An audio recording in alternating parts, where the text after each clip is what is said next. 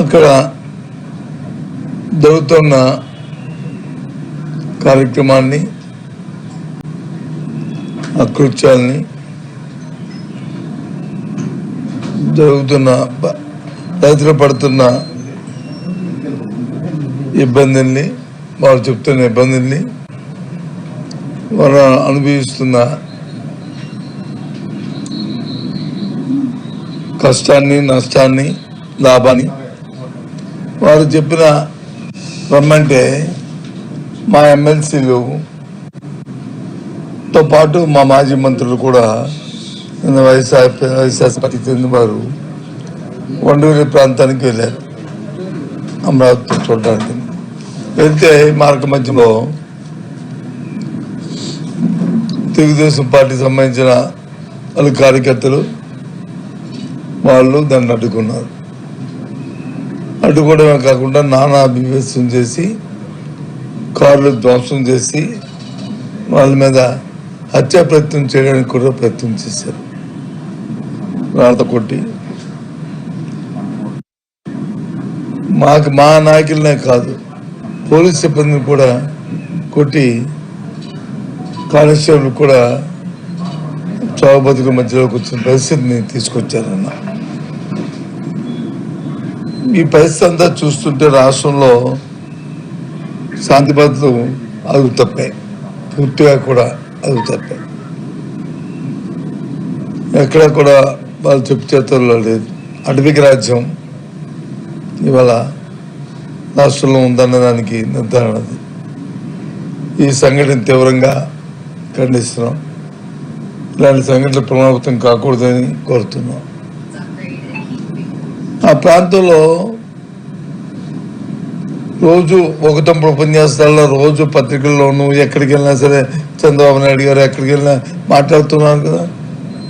ఇంత అభివృద్ధి జరిగింది, అంత అభివృద్ధి జరిగింది, ఇంత కార్యక్రమాలు జరిగాయని. మరి మీకెందుకు బెరుకు వెళ్తారు, మీరు చూసొస్తారు.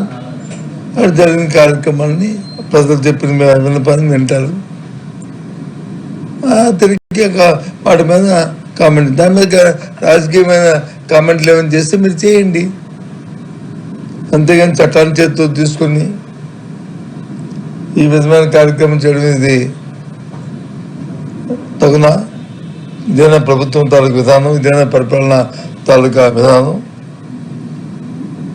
శాంతి పరిరక్షించే బాధ్యత రాష్ట్ర ప్రభుత్వానికి లేదా? అంటే మీకు దీంట్లో చూసుకుంటే అక్కడ తప్పులు జరుగుతున్నాయి, అక్కడ రైతులు హ్యాపీగా లేరు, అక్కడ అనుకున్న మీరు చెప్తున్న మాటలకి జరుగుతున్న పరిస్థితికి విరుద్ధంగా ఉంది అనేది నిర్ధారణ అవుతుంది. లేకపోతే ఎందుకు మీకు ఉలుకు, ఎందుకు మీకు బెరుకు? చెప్పండి, రండి చూసుకోండి. మేము కడుతున్నాం, మా భవనాలు కడుతున్నామని చెప్పారు కదా. దేశంలో ఎక్కడ చూసినా సరే 7,000 రూపాయలకి స్క్వేర్ ఫీట్ ఖర్చు అయితే మీ దగ్గర 15,000 నుంచి 20,000 రూపాయలు ఖర్చు పెట్టి కడుతున్నారు కదా. అద్దాల కోసమే 2,500 రూపాయలు ఖర్చు పెట్టి మీరు చేస్తున్నారు కార్యక్రమం. ఇవంతా దోపిడీయే కదా. మరి మీకు ఎందుకు బాధ? ఆ దోపిడీని చూడనియండి. లేదు మీరు దోపిడీ కాదు, ఇదంతా అభివృద్ధి అనుకుంటే అభివృద్ధి చూడనియండి. మీకెందుకు భయం? చాలా తప్పు. నిన్న జరిగిన ఈ సంఘటన తిరిగి పైపెచ్చు మా నాయకుల మీద, మా ఎమ్మెల్సీల మీద, వాళ్ళ మీద మీరు వచ్చి SC/ST కేసులు మళ్ళీ బనాయిస్తున్నారు. చట్టం చేతిలో ఉంది కదా అని, ప్రభుత్వం మీ చేతిలో ఉంది కదా అని ఈ కార్యక్రమం చేస్తున్నారు. రాష్ట్ర ప్రజలు చూడండి ఏం జరుగుతుందో. వీళ్ళు చెప్తున్నా, వీళ్ళు చేస్తున్న చేతలు చూడండి, అంత చట్ట వ్యతిరేకంగా కార్యక్రమాలు చేస్తున్నారు. ఈ సంఘటనలన్నింటినీ కూడా ఖండిస్తున్నాం. ప్రభుత్వం పరిపాలన లేదు, గాలి కుదిసింది.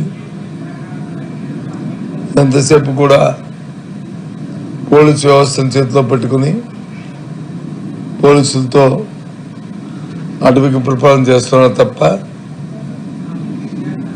ఇప్పుడు ప్రజాస్వామ్యబద్ధంగా ఈ పరిపాలన ఏ ఒక్క